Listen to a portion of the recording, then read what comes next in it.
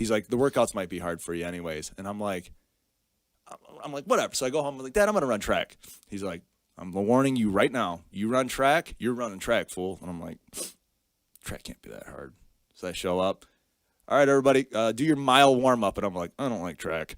But now I was committed and I was stuck.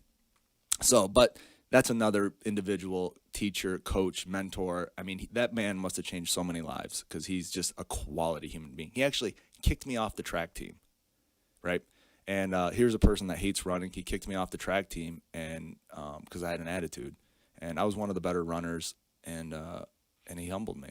And he called me, and he's like, listen, I kicked you off for this. And it was for a day. It was more of, now I look back on it, it was like. Just go home. You're out of here. Go home, yeah.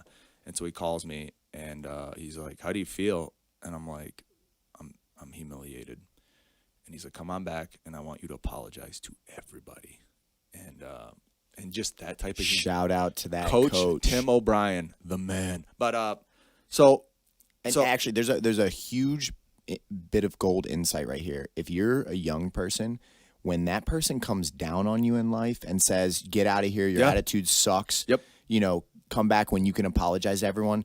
There's two paths in front of you, okay? There's a path that says, hate that person, blame them. You were great at track. They should have never kicked you off. You don't deserve that.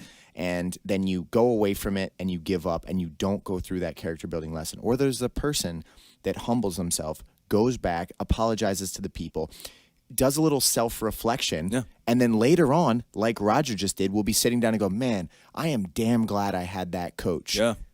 Take lessons from this.